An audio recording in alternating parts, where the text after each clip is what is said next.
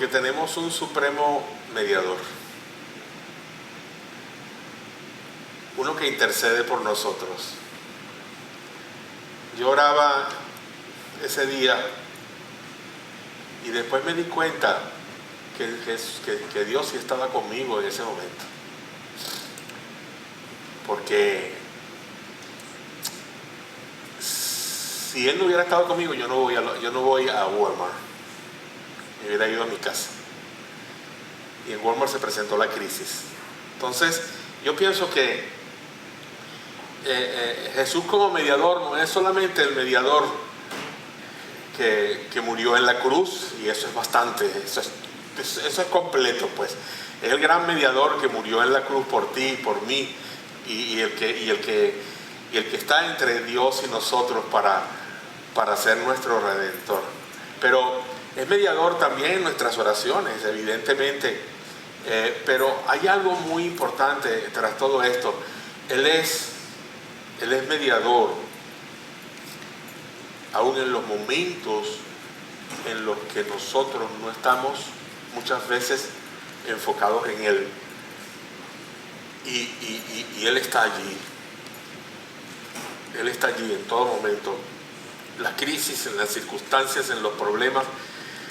Si estuvo en la cruz, en la gran crisis de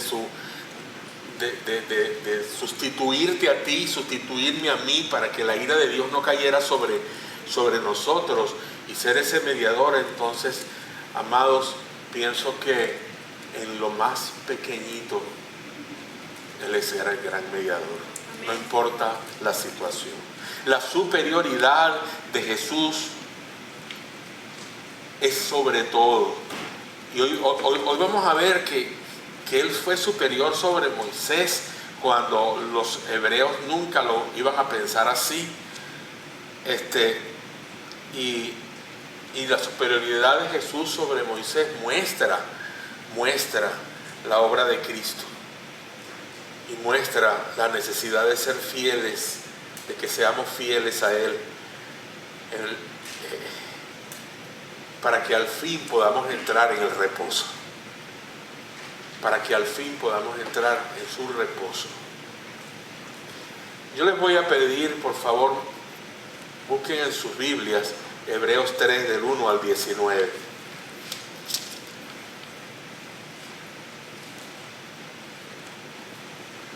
Hebreos 3 del 1 al 19.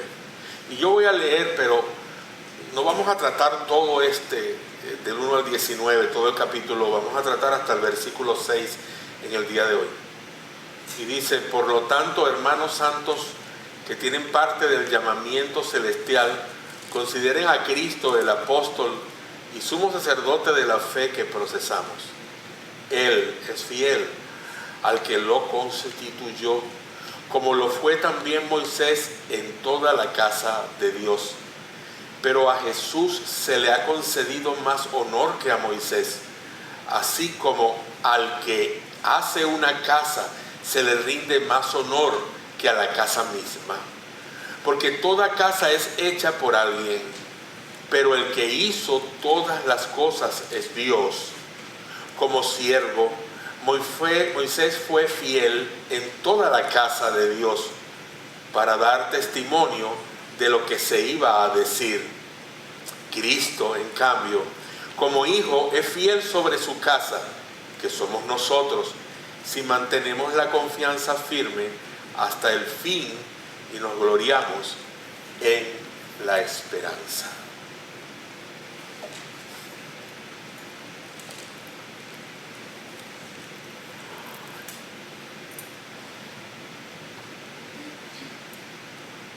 Hemos siempre hecho énfasis de que, a pesar de que decimos vamos a la casa del Señor el domingo, de que a pesar de cuando decimos y vemos una construcción, le decimos esa es la iglesia, o venimos al servicio los días domingos y le damos gracias a Dios porque estamos en su casa. Pero siempre hemos dicho que eso no es verdad.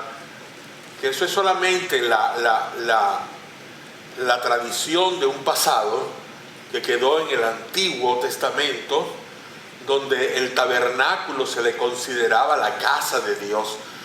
Pero sabemos muy bien que Dios dijo que haría un pueblo y que habitaría en la vida de cada uno de los integrantes de ese pueblo.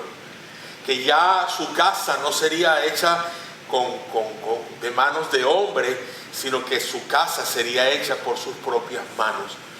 Que ya no importaba una construcción, que ya no importaba un edificio, que ahora lo que importaba era que Él pudiera habitar, o que Él habitara en las casas que son ustedes. Y esa es la realidad. Nosotros podemos reunirnos debajo de un árbol, o podemos estar en una pequeña casa, como esta tarde se reúnen algunos hermanos en una iglesia en las casas, donde va Lindsay y va Josué y van otros. Y en cualquier lugar donde se puedan reunir, y en cualquier lugar donde nosotros podamos ir y cambiar de este sitio a otro lugar, la iglesia no es el lugar, somos nosotros. Así que yo quiero que hoy, cuando escuchemos este mensaje que Dios nos trae, pongamos nuestra mente siempre en el control, en la línea todos, de saber de que cuando ustedes salgan de aquí hoy, la iglesia estará en la calle. Que cuando ustedes mañana amanezcan y abran sus ojos, la iglesia está trabajando en las empresas, en la industria, en la construcción, limpiando casas, yendo al automercado, yendo a la escuela, yendo a la universidad. La iglesia está en la calle. Hoy nos reunimos aquí porque es necesario venir como todo un grupo a adorar.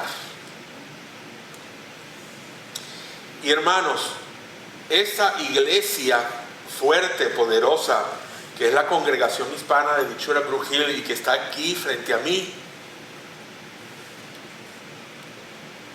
es una iglesia, es la congregación de Jesús. Le pertenece a Jesús. Y Jesús es supremo sobre ella. Y Jesús es fiel sobre ella. Jesús es supremo y fiel sobre su pueblo, la iglesia. Dice el capítulo 3, versículos 5 y 6, como siervo Moisés fue fiel en toda la casa de Dios para dar testimonio de lo que se iba a decir. Cristo, en cambio, como hijo, es fiel sobre su casa, que somos nosotros, si mantenemos la confianza firme hasta el fin y nos gloriamos en la esperanza. Yo quiero orar. Señor, gracias. Gracias por tu palabra. Jesús, gracias por tu fidelidad. Gracias por tu amor, por tu mano extendida sobre nuestras vidas como iglesia tuya que somos, como cuerpo tuyos que somos, Señor, como pueblo, Padre.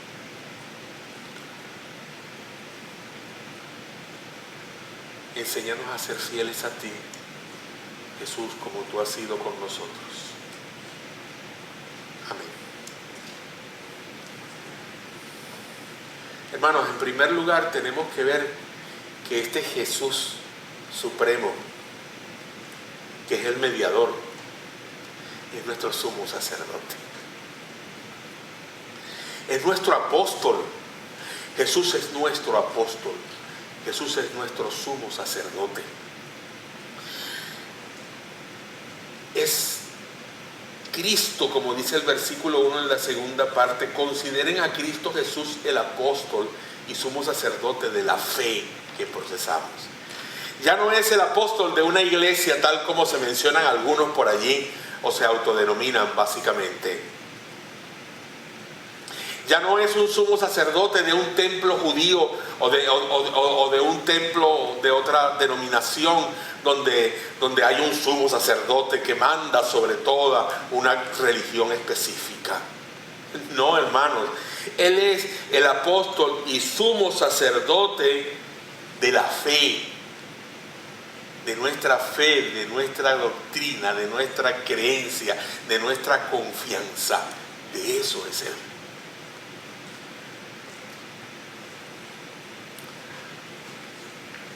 Hermanos, Jesús es el enviado del Padre para que nosotros tuviésemos la revelación de lo que el Padre quería darnos. Y esa revelación, cuando vino ya por Jesús, ya esa revelación es final. Esa revelación está completa. Y nada más. Por los profetas antiguos, la revelación vino en parte. Y no fue final. Dios, en otros tiempos, habiéndose revelado a través de sus profetas, parafraseando la Escritura, llevó mensajes a su pueblo, habló a su pueblo, ordenó ciertas cosas, le explicó a su pueblo cosas que tenía que explicarles cuando tenían que pasar el mar, cuando tenían que ir a través del desierto, cuando cruzaron el Jordán, cuando tomaron las tierras prometidas, cuando fueron deportados a Babilonia, y en toda la historia, en su regreso de Babilonia, Dios habló por profetas y fue llevando la palabra poco a poco en la medida en que fue necesitada. Pero ahora toda la revelación vino por Jesús. Y no necesitamos más revelación, hermanos. No necesitamos más profetas, hermanos. Nada. Y yo le doy gracias a Dios que ya no necesitamos más profetas.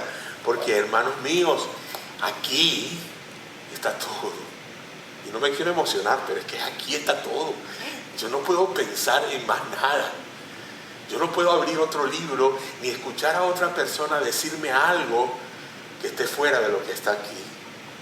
Si alguien quisiera decirme, pastor, el Señor viene pronto, yo no sé, hermanos, dígame algo nuevo, a ver. ¿Verdad que no tiene nada nuevo? No, no hay nada nuevo.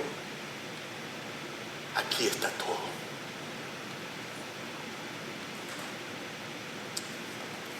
Pero no solamente Jesús vino para traernos una revelación completa, una revelación final. Él vino también para representarnos ante Dios. Jesús es el que nos representa ante Dios. Pero muy importante es esto, que aparte de que nos representa ante Dios, Él nos santifica por medio de su propio sacrificio.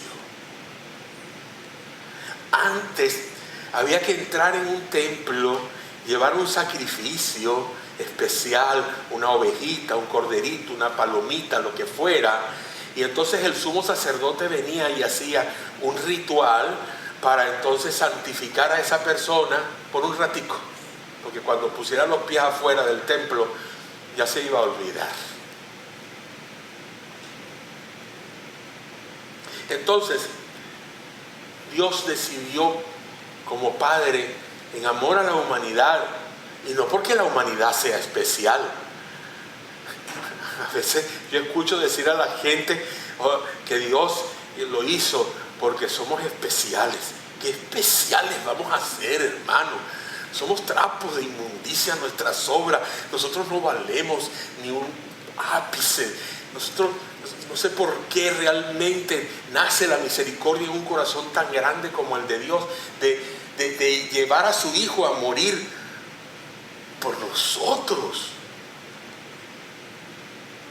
que no merecemos absolutamente nada, que para poder agradecerle a Dios, inclusive el lugar donde nos coloca en un momento específico, tenemos que arrastrarnos como un gusano.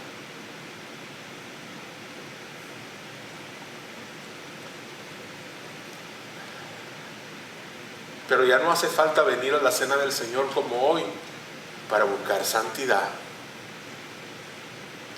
Ya no necesitamos buscar que se nos santifique a través de un ritual, porque Jesús lo hizo en la cruz. Sí, la palabra dice, sed santos porque yo soy santo. La palabra dice que tenemos que ir perfeccionándonos, como dice Pablo. Yo no he llegado todavía a ser lo que Dios quiere que yo sea. Yo no he llegado a alcanzar la perfección del supremo llamamiento, pero a eso voy. Allí me esfuerzo. Te esfuerzas tú, me esfuerzo yo para alcanzarlo, o todavía me ligo con el pecado y hago cosas y digo cosas y veo cosas y sueño cosas y quién sabe qué más cosas que ponen una barrera para poder alcanzar la meta del supremo llamamiento. O estoy más bien limpiando mi camino, tratando de que mi camino sea más limpio, sea más santo, sea más sano, apartar las cosas que yo sé que no agradan a Dios para llegar a ese punto. Cristo es el camino. ¿Por qué buscar en otros caminos? ¿Por qué pensar que tengo que hacer tantas cosas? Ayer en el instituto escuchaba yo de personas que pensaban que hay que hacer esto así, que hay que hacer esto asado, que hay que hacer esto allá. Y yo les decía, miren, hay que hacer lo que la Biblia dice, no lo que los hombres nos enseñan a hacer. Y hemos aprendido a hacer tantas cosas como los hombres enseñan, interpretando que es mejor así. Que si usted viene caminando al altar para buscar la santidad, entre comillas, pero viene caminando, y el otro dice, no, yo voy a ir arrodillado porque así la voy a alcanzar mejor. Si su corazón no viene con usted, olvídelo, que ni de arrodillado, que ni caminando, ni en avión, ni en motocicleta, usted alcanzará la santidad. ¿Por qué? Porque Jesús, Él es el constructor de la santidad. No solamente Él fue el constructor de la salvación, sino que Él fue el constructor de la santidad. Pero algo que va mucho más allá de todo eso, Jesús es el constructor, pero también es el Señor de la iglesia, del nuevo Israel. ¿Se acuerdan cuando Josué predicó sobre ese punto? Que dijo que somos el nuevo Israel. Y cuando se dice que somos el nuevo Israel es porque somos pueblo de Dios. Miren, hermano, ustedes todavía pueden ver la arepa que tengo sobre mi cabeza, aquí sobre mi frente. Yo traigo una arepa sobre mi frente. Otros traen un tamal. Otros traen un ceviche. Otros traen una empanada chilena. Otros traen un nopal. No importa lo que usted traiga en su frente. Usted es pueblo de Dios, sacerdocio escogido para ser santo en Cristo Jesús hasta la eternidad y por la eternidad. Y digan amén, porque esto os merece ese amén. Emociónense por mí, por favor. Hebreos capítulo 3, versículo 2 al 4 dice, Él es fiel al que lo constituyó, Jesucristo, como lo fue también Moisés en toda la casa. Pero a Jesús se le dio y se le concedió, o se le ha concedido, más honor que a Moisés, así como al que hace una casa se le rinde más honor que a la casa misma. Moisés es solo un miembro de la casa de Dios, por más fiel que haya sido. Y todavía la fidelidad de Moisés es discutible. Porque si yo les voy a decir aquí y les voy a enumerar los pecados de Moisés, nos vamos a tardar mucho y el sermón no va a tener final en el día de hoy. Entonces no hablemos de los pecados de Moisés. Búsquenlo en el Pentateuco y ustedes van a encontrar sus pecados. Así que, hermanos, Moisés por más fiel que haya sido, fue solo un miembro de la casa. Y aunque él haya tenido todas las medidas que Dios le dio para construir el tabernáculo en el desierto, y aunque él le haya dicho al pueblo que llevaran todas las cosas, el oro y todo, y la madera y todo con lo que iban a construir, las telas y todo aquello que iban a utilizar en el tabernáculo para su construcción, Moisés era parte de esa casa, del pueblo de Israel y de ese lugar donde Dios habitaba durante el camino en el desierto. Él era miembro, pero Jesús, hermanos míos, es el constructor que edificó la casa de acuerdo con el plan de Dios. Él construyó su iglesia. Yo edificaré mi iglesia, dijo Jesús. ¿Quién dicen que soy? Unos dicen que eres Elías. Otros dicen que eres Juan. Otros dicen que eres uno de los profetas. ¿Qué dicen ustedes? Yo quiero saber cuál es la opinión de ustedes, no la de los demás. Iglesia, congregación hispana de Brujil, ¿qué dicen ustedes que soy yo? Dice Jesús aquí. Y Pedro dijo, tú eres el Mesías, Mashiach, tú eres el Hijo del Dios viviente, el Todopoderoso. Ese no eres tú. Bienaventurado eres. Bienaventurado eres, bienaventurados son iglesia de Brujil cuando digan, tú eres mi Mesías. Tú eres el enviado de Dios, el que se sacrificó por mí en la cruz para darme la salvación que tengo hoy. Esto no te lo ha revelado ni carne ni sangre, Pedro, pero yo te digo que tú eres una piedra.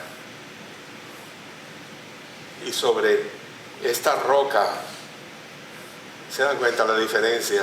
Tú eres una piedra y sobre esta roca voy a edificar mi iglesia. Y la roca fue la confesión de Pedro. Algunos dicen la roca fue Cristo. No, él es la roca como roca, sí. Pero la confesión de Pedro es el mismo significado de lo que es la roca de Cristo. Si Cristo no fuese lo que Pedro dijo, entonces Cristo no sería la roca. Entonces, la confesión de que Él es el Cristo, el Hijo del Dios viviente, es la base de la iglesia que Jesús constituyó. Sobre esa base, sobre esa roca de tu confesión, Pedro, sobre el hecho mismo de que yo soy Mesías, sobre el hecho mismo de que yo soy el enviado, sobre el hecho mismo de que yo soy el Salvador, sobre el hecho mismo de que yo soy Dios con ustedes, sobre ese hecho yo voy a levantar la iglesia, la voy a construir. Y por lo tanto, iglesia, Cristo es cabeza. Y como cabeza de la iglesia es su cuerpo. ¿Ok? ¿Estamos claros? Él es cabeza y la iglesia es su cuerpo. El cuerpo humano, ustedes, cada uno de nosotros, yo, tenemos dos partes en nuestro cuerpo, la cabeza y el cuerpo. La cabeza dirige al cuerpo, mas sin embargo, ni siquiera la boca de la cabeza pudiera comer si las manos no le llevan la comida. Quiere decir que la cabeza es muy importante para que el cuerpo funcione, para que el cuerpo cumpla su función. Entonces, si nosotros somos una iglesia donde Cristo no es la cabeza, la iglesia simplemente pasa a ser una iglesia de carácter un poco espiritual, muy religiosa, que se mete en los asuntos políticos de los países, que tiene parte en las Naciones Unidas, que tiene representante en la Organización de Estados Americanos. Si la iglesia no es la cabeza, entonces puede ser la iglesia parte de lo que quiera, pero como la iglesia tiene una cabeza que es Jesús, solamente Jesús piensa por la iglesia. Y en la misión de Jesús de alcanzar al mundo, de hacer discípulos, la orden de Jesús es la orden que el cuerpo tiene, y que no se meta en más nada, porque eso es lo que el cuerpo tiene que hacer, y más nada. El versículo 1 dice: por lo tanto, hermanos santos que tienen parte del llamamiento celestial. ¿Tienes parte tú del llamamiento celestial? Entonces consideren a Cristo apóstol y sacerdote de nuestra fe y cabeza de la iglesia, le agregué yo ahí. Cabeza de ustedes, de cada uno de ustedes y de todos nosotros en conjunto. Si somos miembros de la casa sobre la que Jesús está, puede esto crear en nosotros una resistencia entre la confianza de que pertenecemos a la familia de Dios y la necesidad de perseverar en la vida cristiana. ¿Qué está diciendo, pastor? Mire, yo no sé si he hablado lo claramente posible hasta ahora para que ustedes tengan confianza. No sé si hasta hoy, durante todos estos años que hemos estado aquí, las personas que han llegado desde el principio, básicamente, las que han venido desde un tiempo acá, se han dado cuenta de que nosotros decimos que somos iglesia, cuerpo de Cristo, y que estamos en las manos de Jesús, y les pongo la prueba de que estamos en la mano, etcétera, etcétera. Le hacemos ilustraciones, le leemos la palabra. Y esto puede crear una confianza. La confianza, así como de decir: voy a la iglesia, tengo que ir a la iglesia, es mi deber de ir a la iglesia el domingo. Entonces vamos a levantarse, niños, vamos a la iglesia, párense todos. Vamos, que se nos hace tarde. Vamos a la iglesia, go. ¿Cómo se diría? Vamos, go to the church. Everybody, go to the church. En la mañana todos nos levantamos y vamos a la iglesia. Porque es nuestro deber, es nuestra responsabilidad. Entonces lo que estamos creando allí es un acto de confianza de que pertenecemos al pueblo de Dios. Me crea un acto de confianza también del hecho de que si me muero ahorita voy al cielo. ¿Ok? Si me hubiese muerto el jueves pasado cuando me llevaban en la ambulancia o allá en el hospital o en Walmart, hoy estaría yo tremendamente contento allá arriba con el Señor. Y ustedes aquí a lo mejor ya habiéndome enterrado. Mira la cara de mi mujer. Mi esposa pone una cara. Algún día pasará. Pero lo importante no es eso, hermano. El conflicto se presenta cuando ustedes tienen que entender que tienen que perseverar en la vida cristiana. Que a pesar de ser salvos, que a pesar de ser santificados, que a pesar de tener a Jesucristo como cabeza de la iglesia, ustedes y yo debemos perseverar en la vida cristiana. Y la perseverancia no es una condición para recibir la gracia de Dios. Yo no persevero para poder recibir la salvación. Yo no persevero para poder recibir la gracia de Dios. No es una condición. Hermano, la perseverancia, oído al tambor, porque lo dijo el hermano Brian la semana pasada aquí, porque ya escuché su mensaje en la web. Hermanos míos, la perseverancia es el resultado de que ustedes son creyentes. Si no hay resultado, a pensar voy. Y eso no lo puedo decir yo, lo tiene que decir cada uno de ustedes. Si yo persevero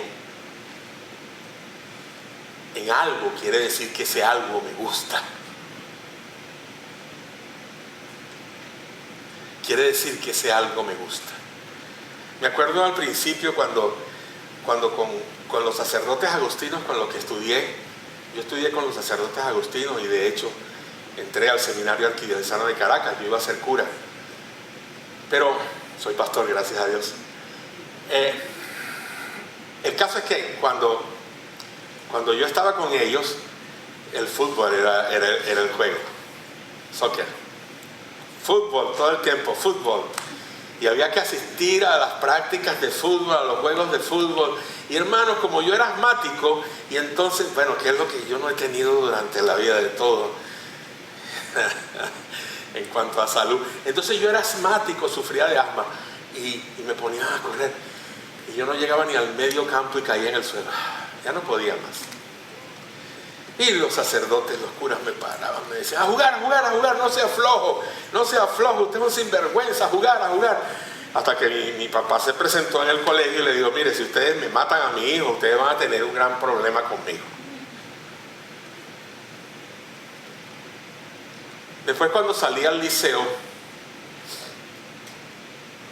bueno, porque no fui muy buen estudiante en la secundaria en el colegio de los sacerdotes, y me salí porque, imagínense, en el segundo año, en el primer año de bachillerato, nos daban 7 materias y a mí me quedaron 6. Pasé una nada más. Adivinen cuál pasé. Religión. Entonces tuve que ir a reparar en septiembre a todas las materias y las pasé todas. Y entonces cuando fueron a inscribirme nuevamente en ese año, en la escuela de los sacerdotes, en el colegio San Agustín, dice el sacerdote, pasó todas las materias en un mes. Y me dijo en la cara, tú eres un sinvergüenza. Y yo le dije a mi mamá allí mismo, yo no quiero seguir estudiando aquí. Entonces me fui al liceo, donde me pusieron a jugar básquetbol. Y había que jugar básquetbol. Y de nuevo el mismo problema. Y para cortar esto, hermano, yo no pude perseverar ni en el soccer, no pude perseverar en el básquetbol, pero sí perseveré en el béisbol, porque casi todo el tiempo estaba en la banca. Pero estaba en el béisbol. Perseveré. Fue un resultado. O sea, me gustó el béisbol y fue un resultado. Pude estar allí. Sí bateé, como no, sí fui a jugar en el field.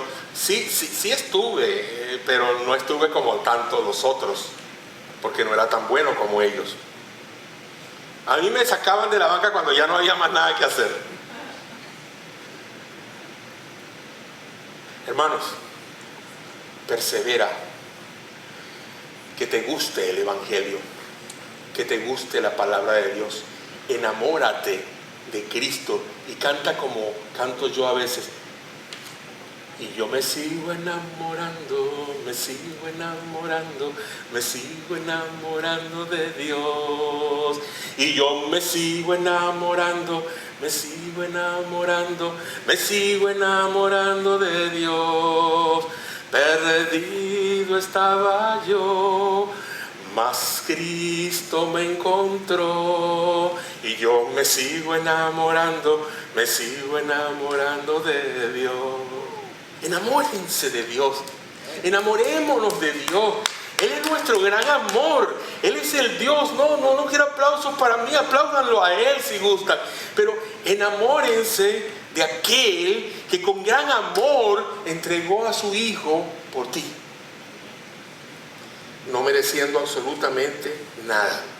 Huye de la incredulidad, huye de la apatía, huye de la flojera espiritual. Imprégnate de Dios, que deposita tu confianza en Cristo, porque Él es el apóstol y sumo sacerdote de nuestra fe. Pero también Jesús es la expresión suprema de esa fe. Él es la expresión suprema de esa fe.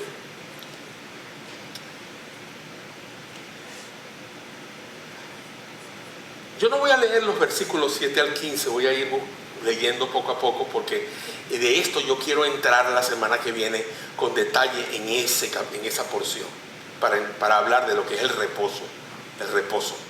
Ahora, la incredulidad hacia Jesús, hermanos míos, es rebeldía. Es rebeldía. El ejemplo de esto es Israel. Por eso, como dice el Espíritu, dice en el versículo 7, si ustedes oyen hoy su voz, no endurezcan su corazón como lo hicieron en el desierto, en el día de la tentación, cuando me provocaron. Está hablando de Israel. Está hablando de Israel. Cuando Moisés subió al monte a recibir las tablas y no bajaba, el pueblo dudó y fabricaron un dios, un becerro de oro. Y se postraron ante ese becerro.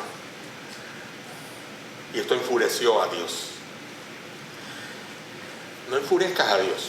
¿Cuántos becerros de oro tienes? ¿Cuáles son tus becerros de oro? ¿Cuáles son las cosas que como becerro pones delante del Señor para cumplir y decir, Dios me entiende, Él es bueno? Sí, mi papá decía así. Cuando usted decía así, mi papá decía sí, Dios es bueno y mata gente también. ¿Quieren contar los muertos que hubo por la ira de Dios en el Antiguo Testamento? Y Él es bueno. ¿Quieren saber cuántos van a ir al infierno y Dios va a descargar su ira sobre ellos en el lago de fuego? Pero Dios es bueno. Hermanos míos, destruyan sus becerros. Es que no es cuestión de que tengan a Dios delante de sus becerros, es que sus becerros no deben existir. Quiten esos dioses ajenos, que no necesariamente son ídolos hechos de yeso o de palo. A veces son hechos con billetes. Y vemos aquí en este pasaje que se amargó, el pueblo se amargó contra Dios. Aún en medio de las pruebas que Dios puso, el pueblo encontró amargura.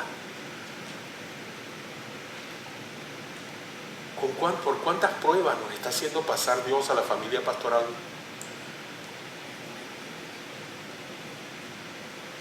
Y lo dije así en una reunión con un amigo cristiano. No voy a decir su nombre, ustedes lo conocen. Y me dijo él, Eduardo, tal vez las pruebas no son del Señor, pero Él va a sacar provecho de ellas. Y me hizo sacar lágrimas.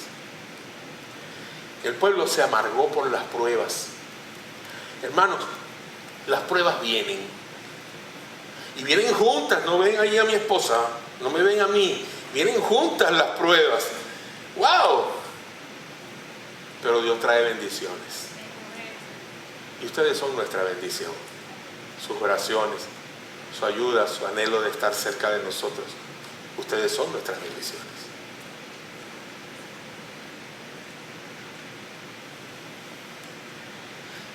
La actitud de rebeldía del pueblo de Dios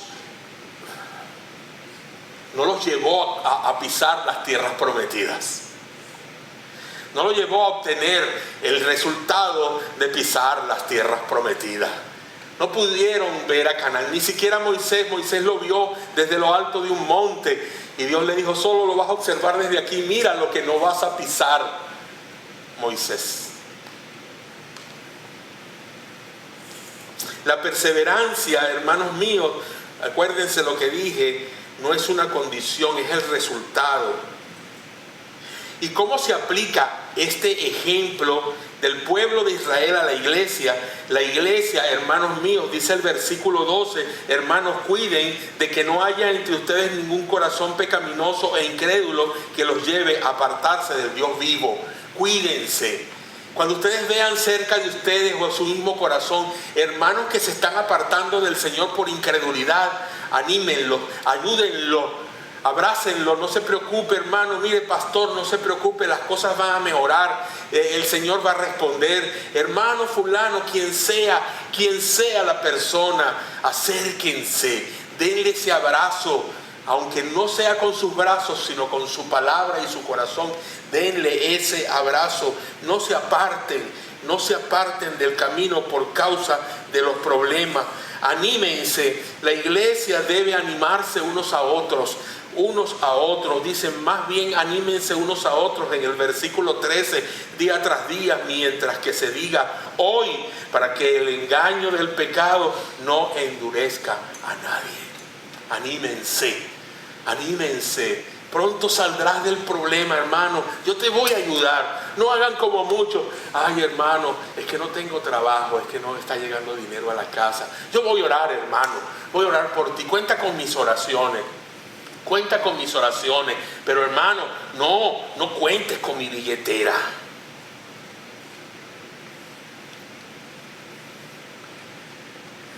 Hay tantas cosas que tenemos que aprender de la iglesia primitiva, de lo que Dios quiere enseñarnos a nosotros para no volver atrás. La iglesia debe mantenerse hasta el fin, con la misma fe con la que empezó.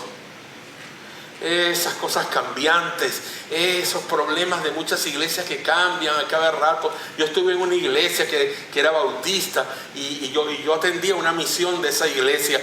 Entonces un día la iglesia me llama para una reunión y voy a la reunión. Yo era el misionero que estaba puesto allí en ese lugar. Y voy a la reunión y entonces me dice el pastor, y estaban otras personas allí que yo no conocía, y me dice el pastor, lee esto por favor, y me da ahora una cosita, un papel así que decía, unos papeles que decían artículos de fe de la iglesia tal. Y cuando yo leo, hemos considerado que la salvación no es eterna. Hemos considerado que el bautismo del Espíritu Santo es una segunda experiencia. Hemos considerado, y yo le digo que ahora ustedes son pentecostales.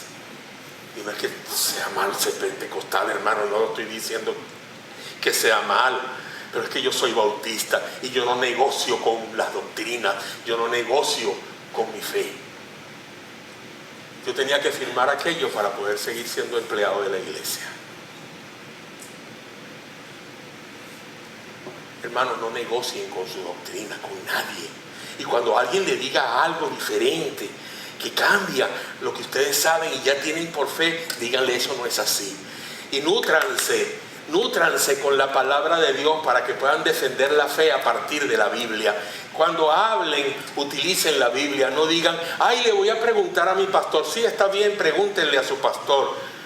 Pregúntenle a los líderes de la iglesia algo que ustedes no entiendan y no conozcan, para que puedan ir. Pero miren, aquí está todo. Nútranse con la Biblia todos los días y sepan por qué ustedes están creyendo lo que creen. Y no cambien su doctrina. Porque nuestra doctrina es sana. Es sana. No tengo nada en contra de ninguna otra persona, hermanos, que tenga otra doctrina, porque son mis amigos y yo no puedo ir en contra de mis amigos, solo que no puedo negociar con ellos en ciertas cosas, pero siguen siendo mis amigos. Creen lazos de amistad con otras personas de otras iglesias, estréchense. Ayer un hermano en el instituto estaba contando de que él empezó a trabajar con una persona que tenía otra doctrina y la persona le dijo, no vas a cambiarme. Le dice, no, yo no quiero cambiarte, y solamente quiero que leas la Biblia y que la estudies, no tienes que ser evangélico o cristiano, o sea, tú sigue con lo que tú crees.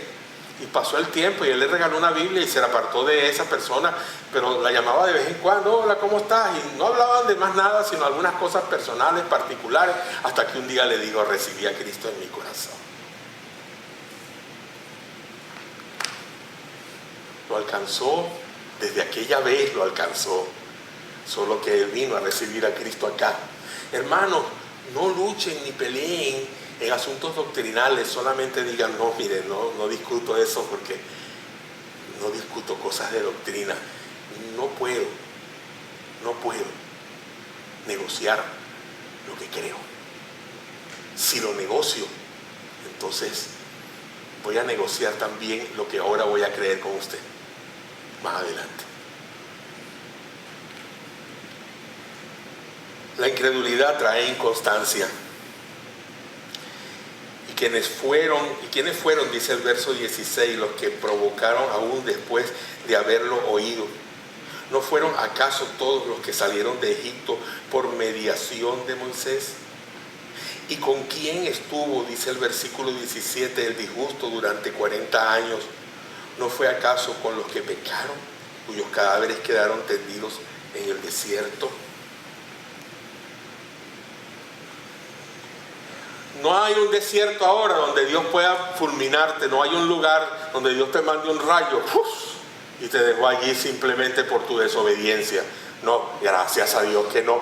Dios no necesita un rayo. Con solamente ponerte el dedo meñique sobre una oreja ya está, caíste.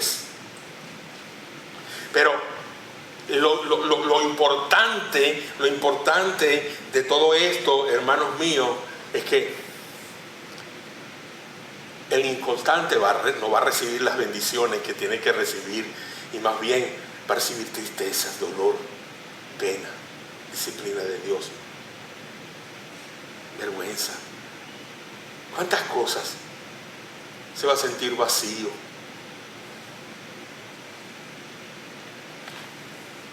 Y el ejemplo que tenemos de Israel es nuestro ejemplo negativo. Es el ejemplo negativo. Tuvieron un buen comienzo, pero un final malo. Uno puede ser incrédulo en medio del pueblo de Dios y aún en medio de sus milagros. Usted puede estar aquí, venir, ser miembro de la iglesia, hacer impacto, graduarse, venir, ir, hacer todo lo que sea aquí en la iglesia, hermano. Y usted puede ser un incrédulo. No porque pise de esa puerta para acá cada domingo y tenga que escuchar al pastor predicar 1 hora, usted es salvo. No porque hayan milagros y todas las cosas que pueda usted estar en medio de ellos, usted es salvo. ¿Saben ustedes quiénes ven milagros en la vida cristiana? Pregúntenle a ellos dos que están allí, mis 2 hermanos misioneros. Ellos son testigos de milagros en el campo misionero. No necesariamente que se levante un muerto, no necesariamente, es que pasan cosas en el campo misionero, ¿verdad, hermanos? Que son milagros, que uno abre los ojos y dice, wow, esto es un milagro de Dios. ¡Qué bendición! Ellos pueden recordarse de tantos milagros y llorar cuando los recuerden. Mi esposa y yo estuvimos en el campo misionero también y recordamos milagros, cosas importantes, cosas que fueron esplendorosas, y milagros también como señales que ocurrieron, gente que se sanaba, porque no llegaban los médicos a ese lugar, pero estaba la oración, Dios sanando a la gente. Hermano, no importa que estés en medio de eso, a lo mejor lo vives. Han habido misioneros que han estado en el campo allá en el África y han venido a los Estados Unidos después cuando se han retirado y llegan aquí y escuchan a un predicador como Billy Graham y dicen, ay, tuve 30 años allá como misionero, fundé iglesias, ayudé a la gente, oré por muchos, cuántos casé, cuántos enterré, cuántos vine a hacer, y yo ahora me di cuenta de que no era creyente. De que yo fui hijo de una pareja misionera y mis dos parejas de abuelos fueron misioneros y mis bisabuelos fueron misioneros, y yo fui a la iglesia muy pequeñito y mi mamá tocaba el piano y mi papá predicaba y yo me sentaba a escuchar, y yo fui a la escuela bíblica de vacaciones y entonces hice una decisión de fe, pero ahora, después que soy un viejo, me doy cuenta de que no tenía a Cristo en mi corazón.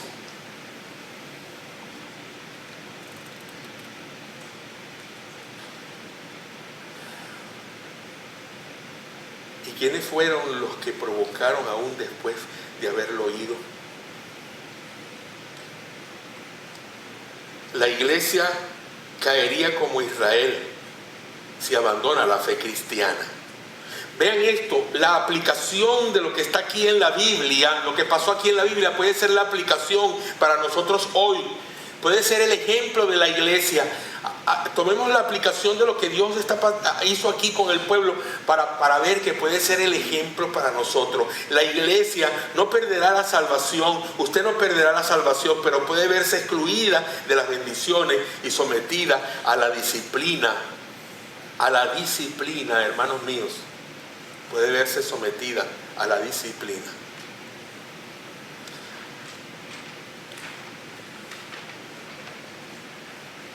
Se pusieron a juzgar a Dios y exigirle más milagros en lugar de confiar en Él, el que provee lo mejor, el que provee lo mejor. La lección para finalizar.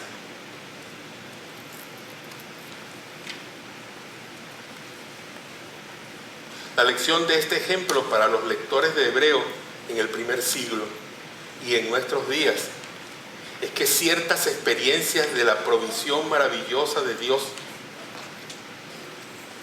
no son la garantía de la relación correcta con Él. Uno, hermano, hermana, puede ser un incrédulo en medio del pueblo de Dios y aún en medio de los milagros, como dije anteriormente. No debemos envanecernos en base a los favores o los milagros de Dios y así reflejar el esfuerzo para acercarnos a Él. Más bien, hermanos, sigamos ejerciendo la fe que Dios nos pide, no negociemos con ella y en todo momento esa fe sea nuestra relación con Dios, que la fe nos relacione con Dios. No caigamos en el error de los que participaron en el Éxodo. Se pusieron a juzgar a Dios y a exigirle más milagros en lugar de confiar en que siempre Él los iba a proveer y le iba a dar lo mejor en medio de las circunstancias y de haberlo obedecido hasta el fin. No te preocupes. Si un día abres el refrigerador y no encuentras que hay que comer, Dios se encargará de llenarlo. No te preocupes si un día te enfermas y ves que tu seguro no va a cubrir el hospital. Dios se encargará de que lo cubra. No te preocupes.